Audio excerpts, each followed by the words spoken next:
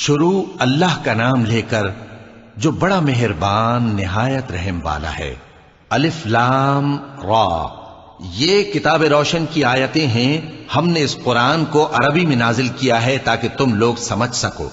اے پیغمبر، ہم اس قرآن کے ذریعے سے جو ہم نے تمہاری طرف بھیجا ہے تمہیں ایک نہایت اچھا قصہ سناتے ہیں، اور تم اس سے پہلے بے خبر تھے۔ جب یوسف نے اپنے والد سے کہا کہ ابا، میں نے خواب میں 11 ستاروں اور سورج اور چاند کو دیکھا ہے، دیکھتا کیا ہوں کہ وہ مجھے سجدہ کر رہی ہیں۔ انہوں نے کہا کہ بیٹا، اپنے خواب کا ذکر اپنے بھائیوں سے نہ کرنا، نہیں تو وہ تمہارے حق میں کوئی چال چلیں گے۔ کچھ شک نہیں کہ شیطان انسان کا کھلا دشمن ہے، اور اسی طرح اللہ تمہیں برگزیدہ و ممتاز کرے گا اور خواب کی باتوں کی تعبیر کا علم سکھائے گا۔ اور جس طرح اس نے اپنی نعمت پہلے تمہارے دادا پر دادا ابراہیم اور اسحاق پر پوری کی تھی، اسی طرح تم پر اور اولاد یعقوب پر پوری کرے گا۔ بے شک تمہارا پروردگار سب کچھ جاننے والا ہے، حکمت والا ہے۔ ہاں، یوسف اور ان کے بھائیوں کے قصے میں پوچھنے والوں کے لیے بہت سی نشانیاں ہیں۔ جب انہوں نے آپس میں تذکرہ کیا کہ یوسف اور اس کا بھائی ابا کو ہم سے زیادہ پیارے ہیں، حالانکہ ہم جماعت کی جماعت ہیں، کچھ شک نہیں کہ ابا کھلی غلطی پر ہیں۔ یوسف کو یا تو جان سے مار ڈالو یا کسی ملک میں پھینک آؤ، پھر ابا کی توجہ صرف تمہاری طرف ہو جائے گی، اور اس کے بعد تم نیک لوگوں میں ہو جاؤ گے۔ ان میں سے ایک کہنے والے نے کہا کہ یوسف کو جان سے نہ مارو، کسی اندھے کنویں میں ڈال دو کہ کوئی راہگیر اسے نکال کر کسی دوسرے ملک میں لے جائے گا۔ اگر تم کو کرنا ہی ہے تو یوں کرو۔ یہ مشورہ کر کے وہ اپنے والد سے کہنے لگے کہ ابا جان، کیا سبب ہے کہ آپ یوسف کے بارے میں ہمارا اعتبار نہیں کرتے؟ حالانکہ ہم اس کے خیر خواہ ہیں۔ کل اسے ہمارے ساتھ بھیج دیجئے کہ خوب میوے کھائے اور کھیلے کودے، ہم اس کے نگہبان ہیں۔ انہوں نے کہا کہ یہ امر مجھے غمناک کیے دیتا ہے کہ تم اسے لے جاؤ، یعنی وہ مجھ سے جدا ہو جائے، اور مجھے یہ بھی خوف ہے کہ تم کھیل میں اس سے غافل ہو جاؤ اور اسے بھیڑیا کھا جائے۔ وہ کہنے لگے کہ اگر ہماری موجودگی میں کہ ہم ایک طاقتور جماعت ہیں اسے بھیڑیا کھا گیا تو ہم بڑے نقصان میں پڑ گئے۔ غرض جب وہ اس کو لے گئے اور اس بات پر اتفاق کر لیا کہ اس کو اندھے کنویں میں ڈال دیں، اور ہم نے یوسف کی طرف وحی بھیجی کہ ایک وقت ایسا آئے گا کہ تم انہیں ان کے اس سلوک سے آگاہ کرو گے، اور ان کو اس وحی کی کچھ خبر نہ ہوگی۔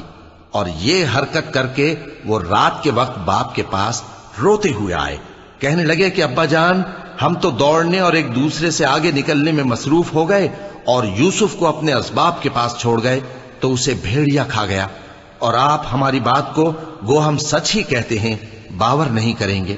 اور ان کے کرتے پر جھوٹ موٹ کا لہو بھی لگا لائے۔ یعقوب نے کہا کہ یوں نہیں ہے، بلکہ تم اپنے دل سے یہ بات بنا لائے ہو۔ اچھا، صبر کہ وہی خوب ہے، اور جو تم بیان کرتے ہو اس کے بارے میں اللہ ہی سے مدد چاہیے۔ اور اب اللہ کی شان دیکھو کہ اس کنویں کے قریب ایک قافلہ آوارد ہوا اور انہوں نے پانی کے لیے اپنا سقا بھیجا، تو اس نے کنویں میں ڈول لٹکایا، یوسف اس سے لٹک گئے۔ وہ بولا، زہے قسمت، یہ تو ایک لڑکا ہے، اور اس کو قیمتی سرمایہ سمجھ کر چھپا لیا۔ اور جو کچھ وہ کرتے تھے اللہ کو خوب معلوم تھا، اور انہوں نے اس کو تھوڑی سی قیمت یعنی محدود چند درہموں پر بیچ ڈالا، اور وہ اس سے بیزار ہو رہے تھے۔ اور مصر میں جس شخص نے اس کو خریدا، اس نے اپنی بیوی سے جس کا نام زلیخا تھا کہا کہ اس کو عزت و اکرام سے رکھو، عجب نہیں کہ یہ ہمیں فائدہ دے یا ہم اسے بیٹا بنا لیں۔ اس طرح ہم نے یوسف کو سرزمین مصر میں جگہ دی، اور غرض یہ تھی کہ ہم ان کو خواب کی باتوں کی تعبیر سکھائیں۔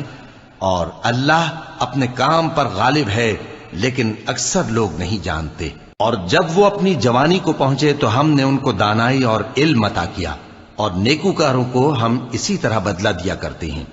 اور جس عورت کے گھر میں وہ رہتے تھے اس نے ان کو اپنی طرف مائل کرنا چاہا، اور دروازے بند کر کے کہنے لگی، یوسف جلدی آؤ۔ انہوں نے کہا کہ اللہ پناہ میں رکھے، وہ یعنی تمہارے میاں تو میرے آقا ہیں، انہوں نے مجھے اچھی طرح سے رکھا ہے، میں ایسا ظلم نہیں کر سکتا، بے شک ظالم لوگ فلاح نہیں پائیں گے۔ اور اس عورت نے ان کا قصد کیا اور انہوں نے اس کا قصد کیا۔ اگر وہ اپنے پروردگار کی نشانی نہ دیکھتے تو جو ہوتا سو ہوتا۔ یوں اس لیے کیا گیا کہ ہم ان سے برائی اور بے حیائی کو روک دیں، بے شک وہ ہمارے چنے ہوئے بندوں میں سے تھے، اور دونوں دروازے کی طرف بھاگے، آگے یوسف، پیچھے زلیخا، اور عورت نے ان کا کرتا پیچھے سے پکڑ کر جو کھینچا تو پھاڑ ڈالا، اور دونوں کو دروازے کے پاس عورت کا خاوند مل گیا۔ تو عورت بولی کہ جو شخص تمہاری بیوی کے ساتھ برا ارادہ کرے اس کی اس کے سوا کیا سزا ہے کہ یا تو قید کیا جائے یا اسے دکھ کا عذاب دیا جائے۔ یوسف نے کہا اسی نے مجھ کو اپنی طرف مائل کرنا چاہا تھا، اور اس کے خاندان میں سے ایک گواہ نے گواہی دی کہ اگر اس کا کرتا آگے سے پھٹا ہو تو یہ سچی اور یوسف جھوٹا ہے، اور اگر کرتا پیچھے سے پھٹا ہو تو یہ جھوٹی اور وہ سچا ہے۔ سو جب اس کا کرتا دیکھا تو پیچھے سے پھٹا تھا، تب اس نے زلیخا سے کہا کہ یہ تمہارا ہی فریب ہے، اور کچھ شک نہیں کہ تم عورتوں کے فریب بڑے بھاری ہوتے ہیں۔ یوسف اس بات کا خیال نہ کر، اور زلیخا تو اپنے گناہ کی بخشش مانگ، بے شک خطا تیری ہی ہے۔ اور شہر میں عورتیں گفتگویں کرنے لگیں کہ عزیز کی بیوی اپنے غلام کو اپنی طرف مائل کرنا چاہتی ہے، اور اس کی محبت اس کے دل میں گھر کر گئی ہے، ہم دیکھتی ہیں کہ وہ کھلی گمراہی میں ہے۔ پھر جب زلیخا نے ان عورتوں کی گفتگو جو حقیقت میں دیدار یوسف کے لیے ایک چال تھی سنی، تو ان کے پاس دعوت کا پیغام بھیجا، اور ان کے لیے ایک محفل مرتب کی، اور پھل تراشنے کے لیے ہر ایک کو ایک ایک چھری دی، اور یوسف سے کہا کہ ان کے سامنے آؤ۔ جب عورتوں نے ان کو دیکھا تو ان کا روب حسن ان پر ایسا چھا گیا کہ پھل تراشتے تراشتے اپنے ہاتھ کاٹ لیے، اور بے ساختہ بول اٹھیں کہ اللہ پاک ہے، یہ آدمی نہیں، یہ تو کوئی بزرگ فرشتہ ہے۔ زلیخا نے کہا تو یہ وہی ہے جس کے بارے میں تم مجھے تانے دیتی تھیں، اور بے شک میں نے اس کو اپنی طرف مائل کرنا چاہا مگر یہ بچا رہا، اور اگر یہ وہ کام نہ کرے گا جو میں اسے کہتی ہوں تو قید کر دیا جائے گا اور ذلیل ہوگا۔ یوسف نے دعا کی کہ پروردگار جس کام کی طرف یہ مجھے بلاتی ہیں اس کی نسبت مجھے قید پسند ہے، اور اگر تو مجھ سے ان کے فریب کو نہ ہٹائے گا تو میں ان کی طرف مائل ہو جاؤں گا اور نادانوں میں سے ہو جاؤں گا۔ پس ان کے رب نے ان کی دعا قبول کر لی اور ان سے عورتوں کا داؤں ٹال دیا، بے شک وہی تو سننے والا ہے، جاننے والا ہے۔ پھر باوجود اس کے کہ وہ لوگ ان کی بے گناہی کے نشان دیکھ چکے تھے، ان کی رائے یہی ٹھہری کہ کچھ عرصے کے لیے ان کو قید ہی کر دیں، اور ان کے ساتھ دو اور جوان بھی داخل زندہ ہوئے۔ ایک نے ان میں سے کہا کہ میں نے خواب دیکھا ہے، دیکھتا کیا ہوں کہ شراب کے لیے انگور نچوڑ رہا ہوں۔ دوسرے نے کہا کہ میں نے بھی خواب دیکھا ہے، میں یہ دیکھتا ہوں کہ اپنے سر پر روٹیاں اٹھائے ہوئے ہوں اور پرندے ان میں سے کھا رہے ہیں، تو ہمیں ان کی تعبیر بتا دیجئے کہ ہم تمہیں نیکوکار دیکھتے ہیں۔ یوسف نے کہا کہ جو کھانا تم کو ملنے والا ہے وہ آنے نہیں پائے گا کہ میں اس سے پہلے تم کو اس کی تعبیر بتا دوں گا۔ یہ ان باتوں میں سے ہے جو میرے پروردگار نے مجھے سکھائی ہیں۔ جو لوگ اللہ پر ایمان نہیں لاتے اور آخرت کا انکار کرتے ہیں، میں نے ان کا مذہب چھوڑ دیا ہے، اور میں اپنے باپ دادا ابراہیم اور اسحاق اور یعقوب کے مذہب پر چلتا ہوں۔ ہمیں شایع نہیں ہے کہ کسی چیز کو اللہ کے ساتھ شریک بنائیں، یہ اللہ کا فضل ہے ہم پر بھی اور لوگوں پر بھی، لیکن اکثر لوگ شکر نہیں کرتے۔ اے میرے قید خانے کے رفیقو، بھلا کئی جدا جدا آقا اچھے یا اللہ جو اکیلا ہے سب پر غالب ہے؟ جن چیزوں کی تم اللہ کے سوا پرستش کرتے ہو وہ صرف نام ہی نام ہیں جو تم نے اور تمہارے باپ دادا نے رکھ لیے ہیں، اللہ نے ان کی کوئی سند نازل نہیں کی۔ سن رکھو کہ اللہ کے سوا کسی کی حکومت نہیں ہے، اس نے ارشاد فرمایا ہے کہ اس کے سوا کسی کی عبادت نہ کرو، یہی سیدھا دین ہے، لیکن اکثر لوگ نہیں جانتے۔ اے میرے قید خانے کے رفیقو، تم میں سے ایک جو پہلا خواب بیان کرنے والا ہے وہ تو اپنے آقا کو شراب پلایا کرے گا، اور جو دوسرا ہے وہ سولی دیا جائے گا، اور پرندے اس کا سر نوچ کھائیں گے۔ جو بات تم مجھ سے پوچھتے تھے وہ فیصل ہو چکی ہے، اور ان دونوں میں سے جس کی نسبت یوسف نے خیال کیا کہ وہ رہائی پا جائے گا، اس سے کہا کہ اپنے آقا سے میرا ذکر بھی کر دینا۔ پھر شیطان نے اسے ان کا اپنے آقا سے ذکر کرنا بھلا دیا، اور یوسف کئی برس قید خانے ہی میں رہے۔ اور بادشاہ نے کہا کہ میں نے خواب دیکھا ہے، دیکھتا کیا ہوں کہ 7 موٹی گائیں ہیں جن کو 7 دبلی گائیں کھا رہی ہیں، اور 7 خوشے سبز ہیں اور 7 خشک۔ اے درباریو، اگر تم خوابوں کی تعبیر دے سکتے ہو تو مجھے میرے خواب کی تعبیر بتاؤ۔ انہوں نے کہا یہ خواب تو پریشان خیالی سے ہیں اور ہمیں ایسے خوابوں کی تعبیر نہیں آتی۔ اور وہ شخص جو دونوں قیدیوں میں سے رہائی پا گیا تھا اور جسے مدت کے بعد وہ بات یاد آ گئی، بول اٹھا کہ میں آپ کو اس کی تعبیر لا بتاتا ہوں، مجھے قید خانے جانے کی اجازت دیجیے۔ غرض وہ یوسف کے پاس آیا اور کہنے لگا، یوسف، اے بڑے سچے یوسف، ہمیں اس خواب کی تعبیر بتائیے کہ 7 موٹی گایوں کو 7 دبلی گائیں کھا رہی ہیں اور 7 خوشے سبز ہیں اور 7 سوکھے، تاکہ میں لوگوں کے پاس واپس جا کر تعبیر بتاؤں۔ عجب نہیں کہ وہ تمہاری قدر جانے۔ انہوں نے کہا کہ تم لوگ 7 سال متواتر کھیتی کرتے رہو گے، تو جو غلہ کاٹو تو تھوڑے سے غلے کے سوا جو کھانے میں آئے باقی کو خوشوں میں ہی رہنے دینا۔ پھر اس کے بعد خشک سالی کے 7 سخت سال آئیں گے کہ جو غلہ تم نے جمع کر رکھا ہوگا وہ سب کو کھا جائیں گے، صرف وہی تھوڑا سا رہ جائے گا جو تم احتیاط سے رکھ چھوڑو گے۔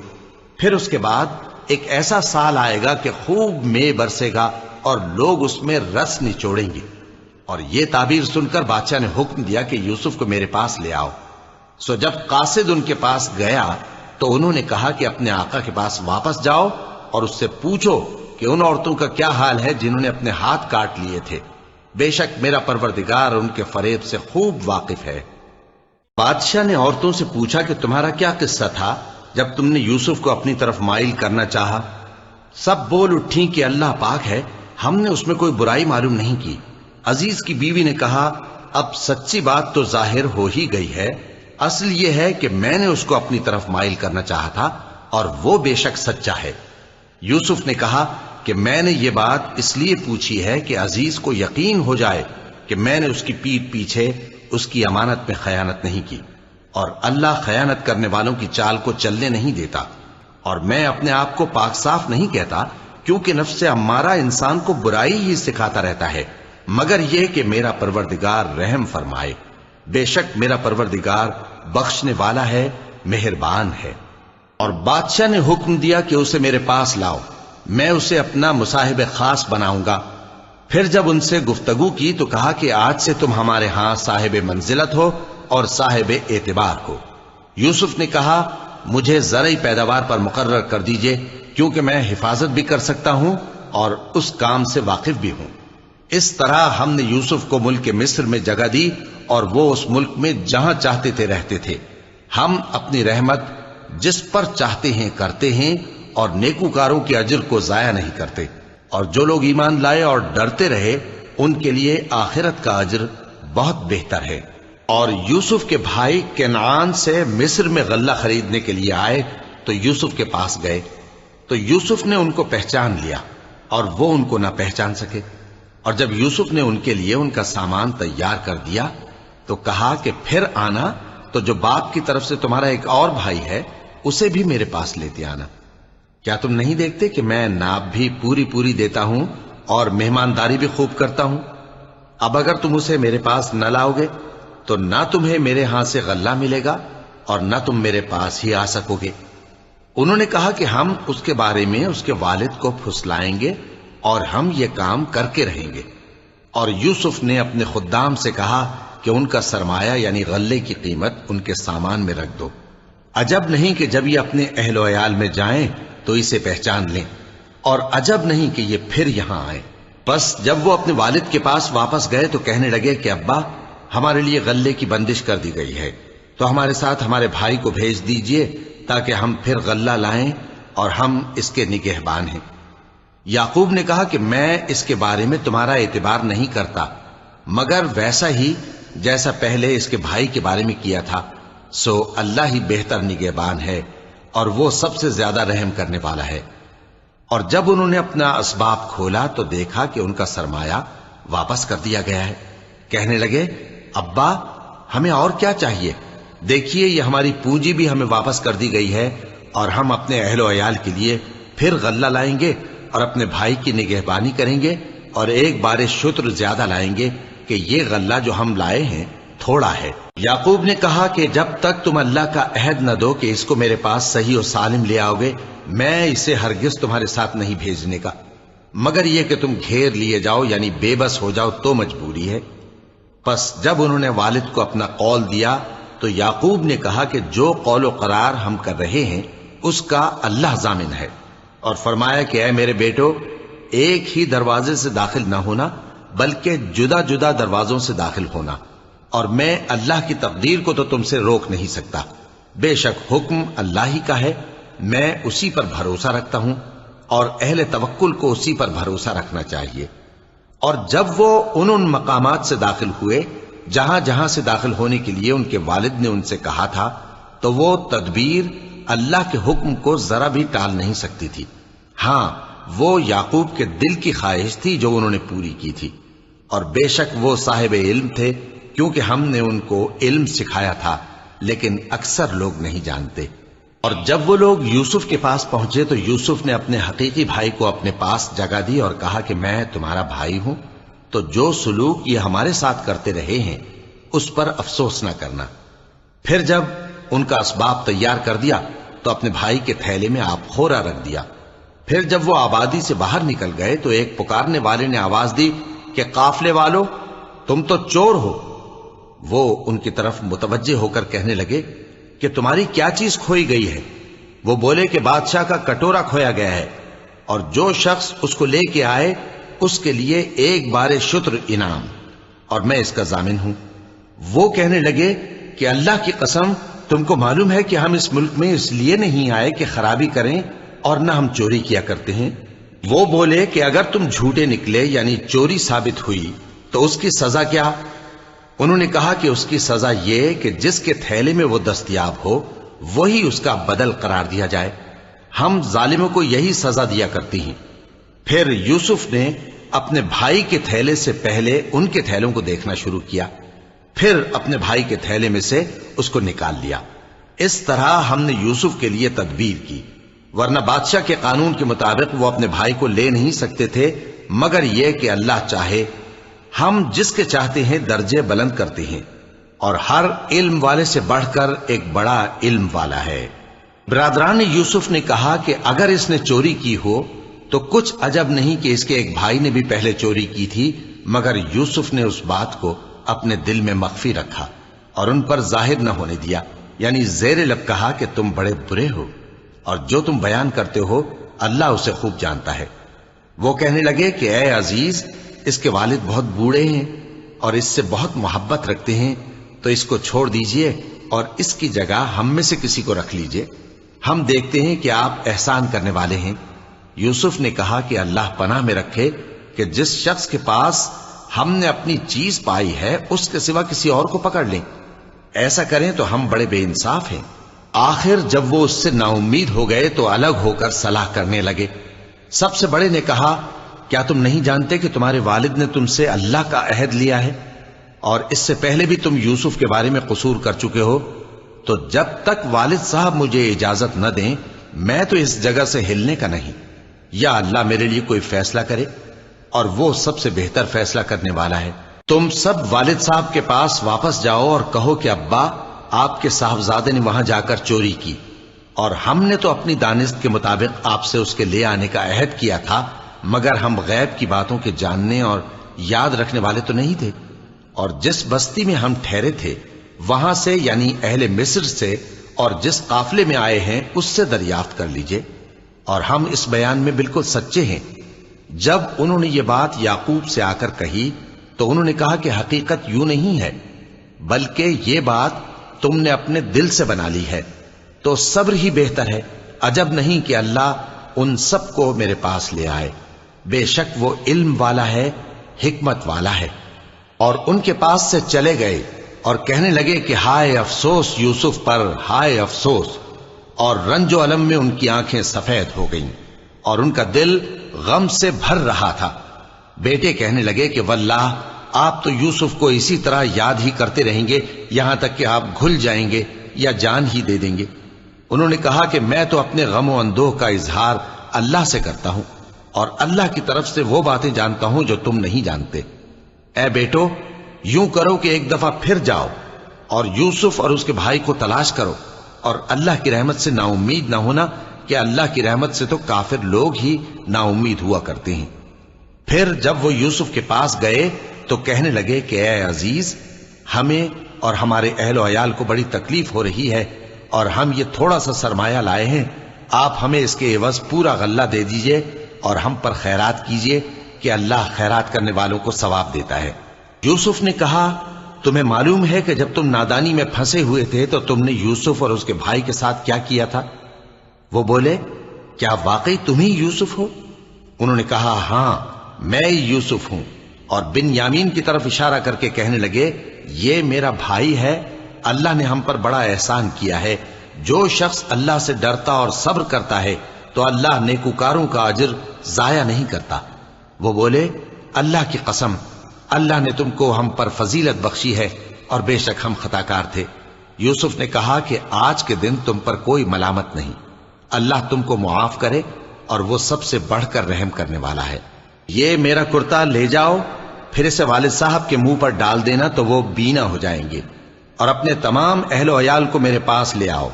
اور جب قافلہ مصر سے روانہ ہوا تو ان کے والد کہنے لگے کہ اگر مجھ کو یہ نہ کہو کہ بوڑھا بہک گیا ہے تو مجھے تو یوسف کی بو آ رہی ہے۔ وہ بولے کہ واللہ آپ اسی قدیم غلطی میں مبتلا ہیں۔ مگر جب خوشخبری دینے والا آپ پہنچا تو اس نے کرتا ان کے منہ پر ڈال دیا، سو وہ بینا ہو گئے اور بیٹوں سے کہنے لگے، کیا میں نے تم سے نہیں کہا تھا کہ میں اللہ کی طرف سے وہ باتیں جانتا ہوں جو تم نہیں جانتے؟